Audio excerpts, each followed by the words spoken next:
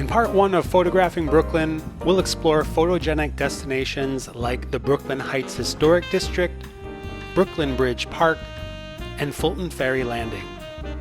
Along the way, you'll discover some of New York's best photo spots and hear the stories behind the people who made Brooklyn what it is today. So get ready to discover the heart of Brooklyn, where every photo reveals a piece of history, a slice of life, and a glimpse into the soul of New York City. Hey everyone, today I want to share with you one of my favorite neighborhoods in New York City. It's called Brooklyn Heights. It's a great spot for photography. It's also got a lot of history. I'm just gonna jump right in. Here's one house. You can see it's super old. I think it was built around 1820, and it was a hairdresser parlor and a paint store back in 1847, 1848. So you have a lot of super old buildings here. Many of them were built around, well, in the 1800s and before the Civil War. You have a lot of row houses here, and something really unique is you have these gas lights. So this can look really cool at night. I hope these people don't mind, but you can see they're really trying to keep the historic character of the neighborhood. And across the street here is the oldest, well, supposedly it's the oldest house in Brooklyn Heights. It looks like it's boarded up. Actually, when I came here a couple of years ago, someone had just bought it. Oh, it looks like they're working on it. But anyways, this is at the corner of Madaw and Willow Street. And you can see it's a super old building. Actually, in the back, there's like a carriage house. Let's kind of be a little sneaky and just look in the backyard. So you can see there's a lot of these brownstones, and it's a great spot for photography, especially at nighttime, because you have all of these old brownstones lining the street. And if I'm correct, oh, not this house. Yeah, lots of flowers and some nice doors. Great for street photography. Lots of stuff to photograph around here. Very chill. Oh, this is nice. So, as you can see, there's a lot of brownstones, and it's very expensive to live here. This is actually a really posh neighborhood. A lot of movie stars live here, like Paul Rudd, Matt Damon, Emily Blunt, Adam Driver. But that's not the reason you should take pictures here. This looks like it was an old carriage house. You can see there's the door or something. What was this? Yeah, it was an old carriage house. There's a lot of these carriage houses here that were turned into apartments. And we're only a stone's throw just across the river from Manhattan, but it's very chill here.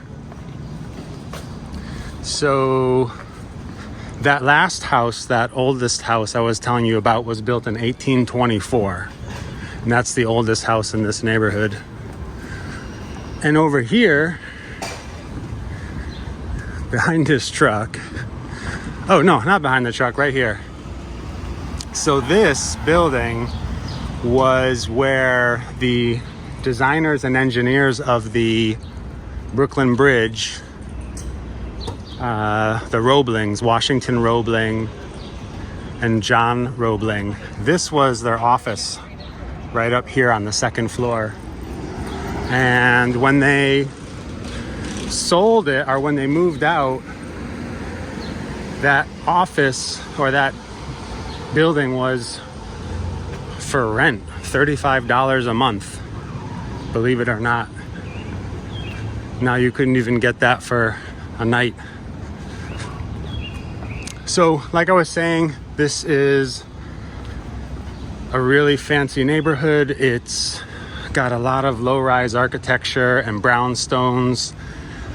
All the row houses were built before the Civil War, not all, but a lot of them. There's a lot of history here. And like I was saying before, also a lot of movie stars like to live here. They say it's like the new West Village. West Village is where all the movie stars like to live. That's where Carrie Bradshaw from Sex and the City had her apartment.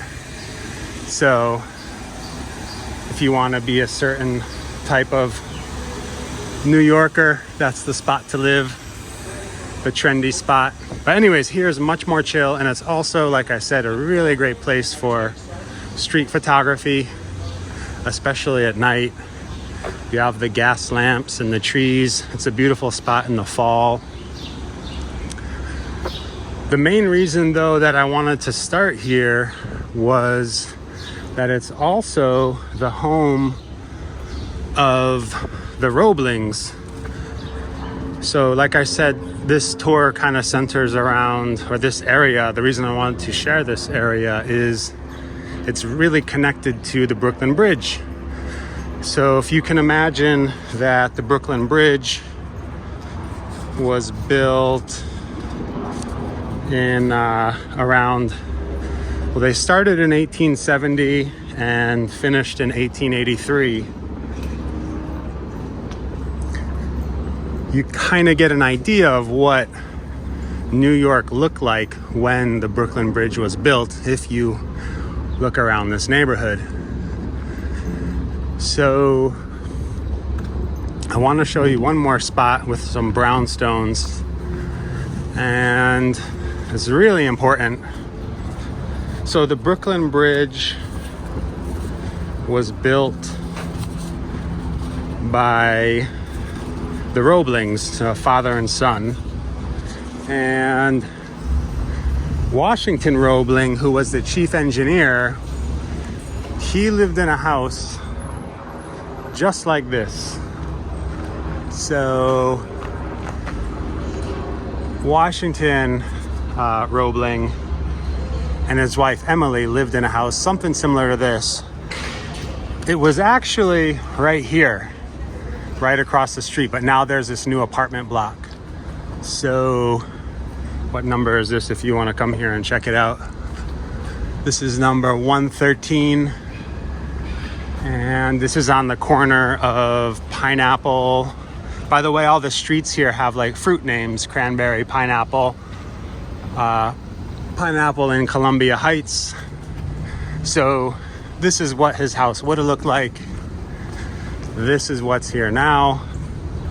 And you're gonna find out in a minute why that was so important, or why he lived there. Because it has an amazing view of the Brooklyn Bridge, and he was homebound. He couldn't leave his house really. So he basically built the bridge, or gave his wife directions on how to build the bridge or to shuttle information. So his wife's name was Emily Warren Roebling, and they renamed this street a few years ago to Emily Warren Roebling Way to kind of give her credit, because she's not really credited with building the bridge. She's a major factor in getting it built. Without her, it probably wouldn't have happened. But they didn't really give her much recognition at the time. So just recently, they started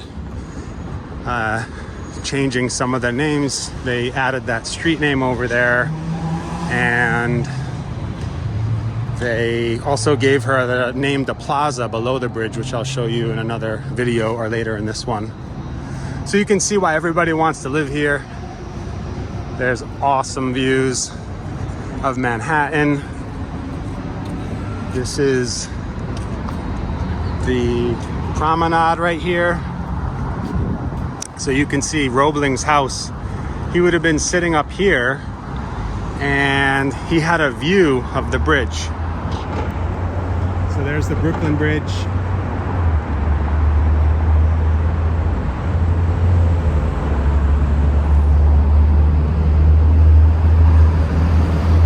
And we're gonna head down here in a little bit. That is the pylons. Actually, further down are the pylons for the pier. We're really, really iconic shot from New York City or from Brooklyn. You probably, if you do any cityscape photography, you've probably seen that photo a million times.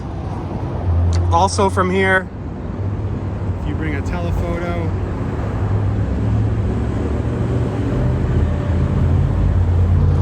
so you have the Statue of Liberty. And this is a beautiful spot to just walk down at night. There's so many great views of the city behind you. You have the cityscape. So this is definitely a perfect spot if you want to take some photos. Bring a telephoto lens. That'll really help. Okay, so now we're going to head down to the park and go to Squibb Bridge. And if you look from up here, this bridge right here, that's Squibb Bridge, and that's where we're going to go right now. So,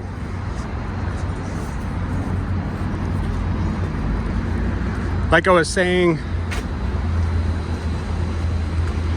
the Roeblings, they built the Brooklyn Bridge. So it was actually started in 1870 when they were building the Brooklyn Bridge. It was finished in 1883. It spans the entire East River and connects Brooklyn to Manhattan. At the time it was built, there wasn't any way to, obviously, to get across. You had to take a ferry, which I'll show you in a little bit. And the designer of the bridge was John Roebling. And John Roebling actually died in an accident. He was crossing the river and on the ferry, and when the ferry pulled into the port to the other side, his leg got crushed on like a pylon or something like that, between that wooden pylon and the boat. And he got really sick. I can't remember if it was gangrene or whatever. And he died soon after. So he was the designer. And then when he died, the city hired his son, to Washington Roebling, to complete the bridge. If you look down here, you can see the Manhattan Bridge behind the Brooklyn Bridge.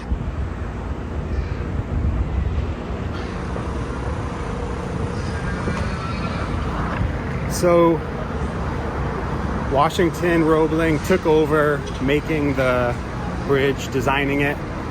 And while he was working on the bridge, he went down underwater into what they call the caissons.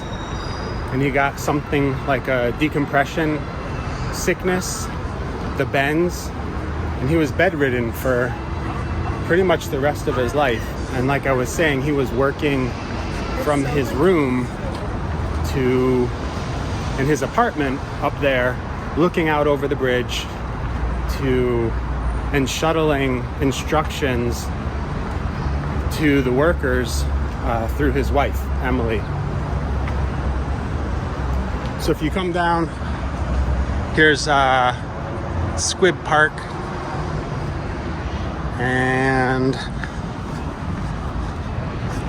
they made this beautiful bridge connecting the two, the Brooklyn Heights with the park, the promenade down below.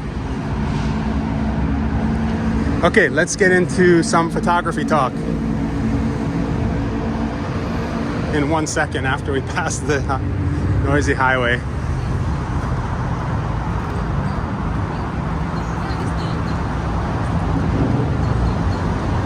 So I love this view here because you have a mix of the architecture of the city. You have all the greenery down here below, then the city rising up behind it. Here's another shot of the Brooklyn Bridge.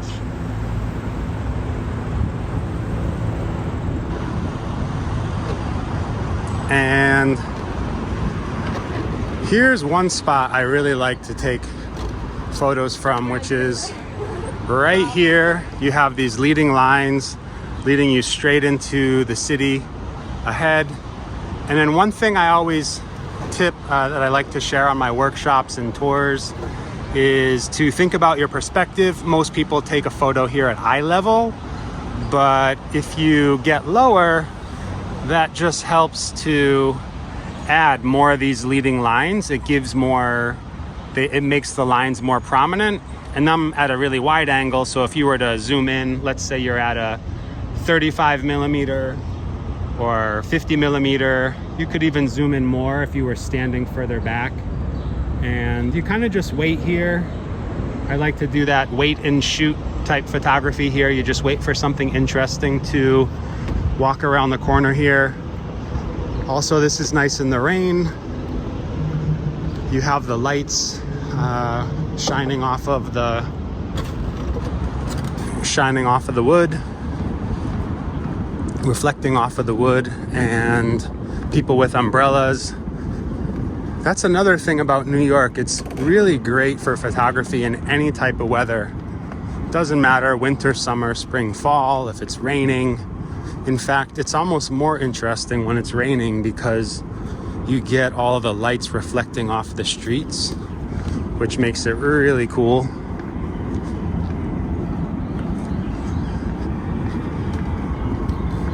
It's so peaceful here. Really nice place to just kind of escape the city a little bit, or Manhattan. Also, I'm here on a weekday. It's Monday around 3 p.m. so there's hardly anybody here. If you're here on a weekend, there's a lot of people cycling, hanging out. Over here's the pier we're gonna go to. So we're coming up to probably the most famous photo spot in all of New York City. This is what's known as Old Pier 1, which obviously it used to be a pier, and they removed all the planks in the pier and left the pylons. You'll see photographers here almost every night. Not a whole lot. Maybe on the weekends you'll see more, or at special times of year. This is also a great spot to photograph the lights from the 9/11 memorial. Every September 11th, they shine up 2 lights in the general vicinity of where the Twin Towers were. And on that night, you'll find a lot of photographers here because it's just a great view. So one thing to really consider when you're taking photos here is the tide. Right now, it's super high tide. This is as high as it gets probably. And you can see the watermark. The tide's still going up at high tide. These are just popping above. But if you're here at low tide, you can definitely see quite a bit down further. I think if I were here to shoot this, I don't know if it really matters, high tide or low tide. Although low tide, the pylons are gonna have a much greater presence because they're much bigger. You can walk out here further. At low tide, you can probably walk out to over here. Maybe a bit lower, half of this would probably be a little bit better because you'll just get more of these pylons.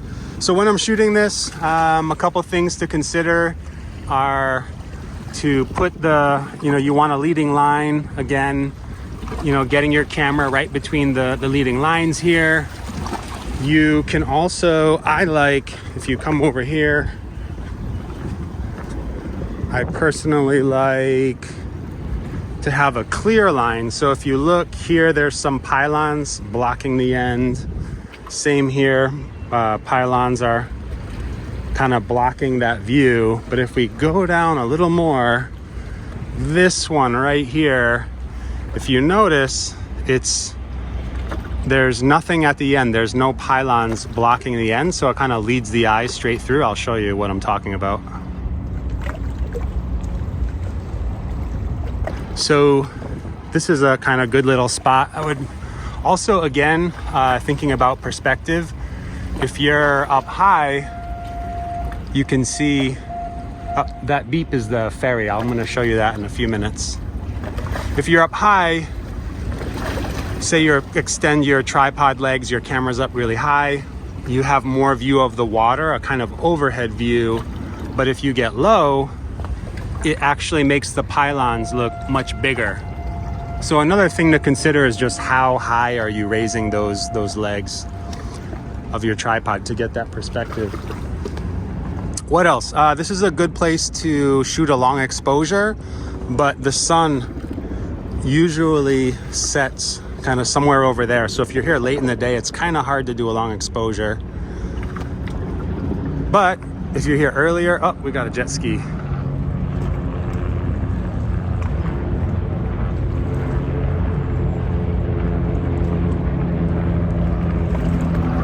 So if you just kind of hang out, you'll see a bunch of different stuff. But this is awesome at blue hour, right when the city lights come on and it starts to get dark. So that's definitely the A spot, the A location. And now I want to show you the B spot, plan B. I don't think as many people shoot this area up here, but it also just gives you another perspective. Again, you're just looking to capture some different perspectives. Speaking of which, I like to shoot it in landscape or portrait orientation. Just pick what works for you. So if we come up here,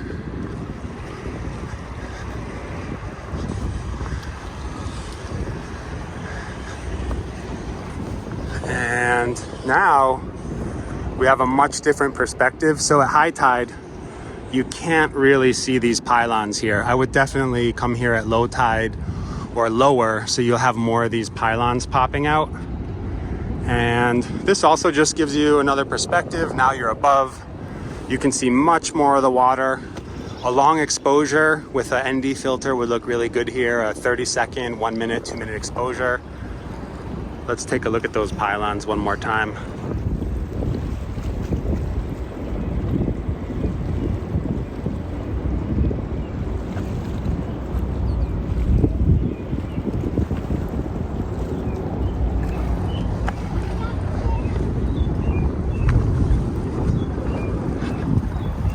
Okay, so that was the pylons, Old Pier 1, super famous spot, like I was saying. One of my favorite spots to come and shoot. When I came here, that was where I wanted to go. Every photographer who comes here always wants to go to this spot, and for a good reason. It's also just a really chill place. You're on the water. You have this park with a lot of people walking around. So yeah, it's a good spot.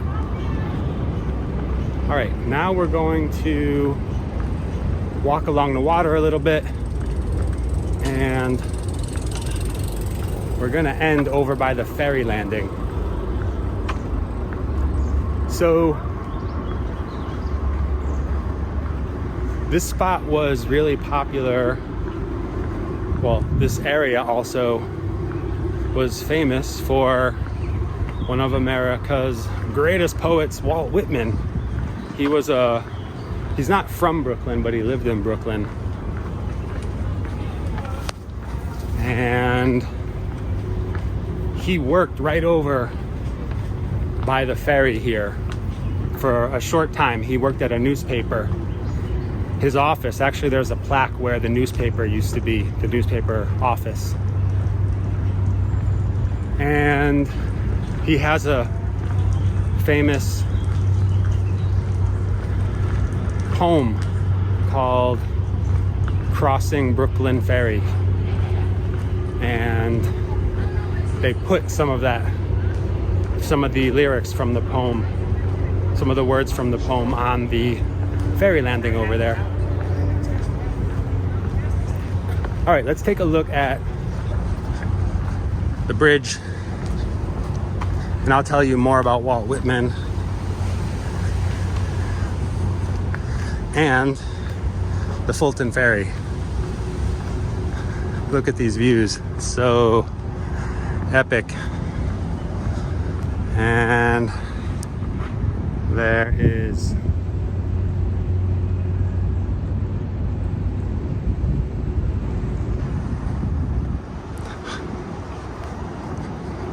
so this is another spot you can set up. Loads of places to do long exposures, catch the bridge. You can do a panorama.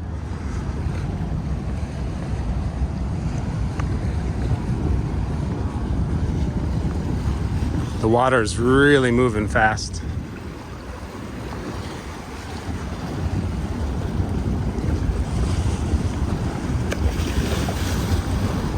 Like I said, that's the Manhattan Bridge behind. That was built after the Brooklyn Bridge.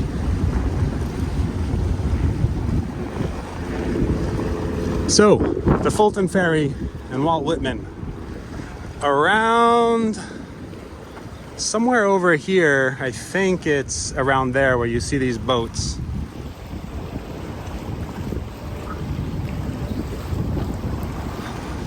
Somewhere around there, there's actually Fulton Street, and there was the Fulton Ferry. Maybe it's even a little bit down over here. But anyways, the Fulton Ferry crossed the river from there over to here, and you have the old Fulton Street. The Fulton Ferry was the first steam ferry to connect, the first commercial steam ferry.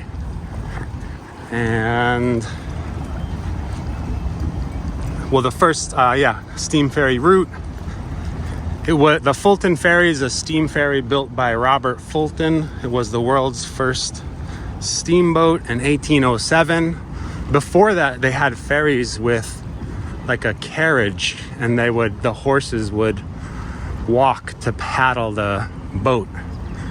But they invented this steamboat, called it after Fulton, and named the streets after him. And still till this day, you have the Fulton Ferry landing.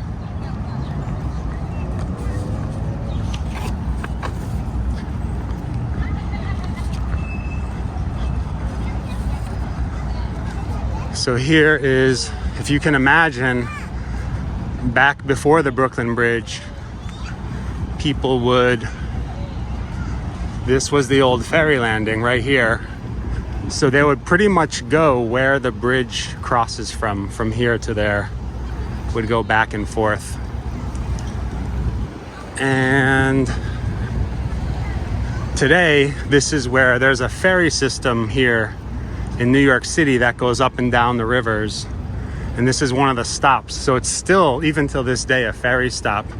But you can imagine, before the Brooklyn Bridge was built, this is where everybody were, hundreds of thousands of people every day were crossing from Brooklyn to Manhattan before the bridge was built.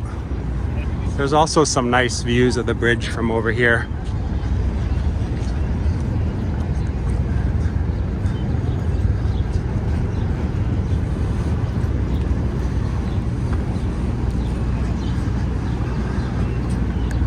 This is a good hotel. I can't remember the name of it. It's very expensive, but they have views of the Brooklyn Bridge if you're looking for a place to stay, and there's like a cafe on the roof which has some nice views. I haven't been up there. I think you have to be staying there.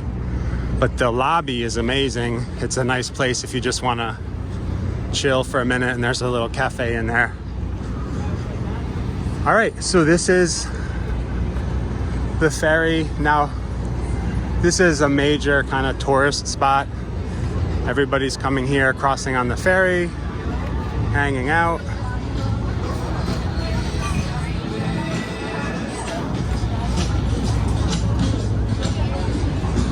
People are waiting in line for the ferry.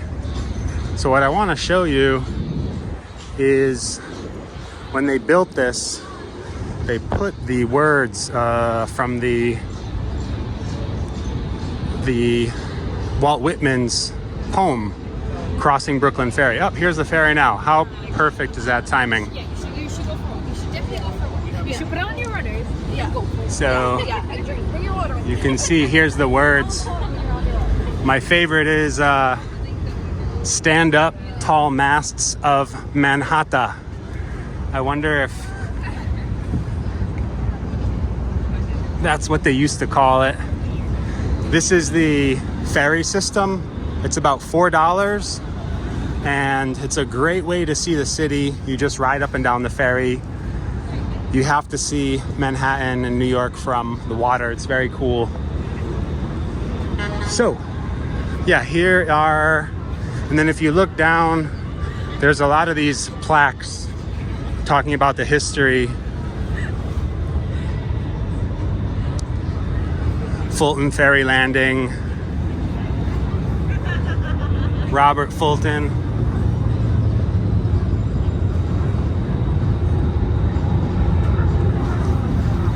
So there's all this kind of historical information here. More stuff over here about the Brooklyn Bridge. It's a bunch of stuff over here in this corner. Yeah. So, all right, everybody, that's it for today's video. Hope you enjoyed it. On the next one, I will take you under the bridge and around, show you Dumbo and some more great spots to capture some beautiful photos of New York City and Brooklyn. That's all for now, and I'll see you in the next one.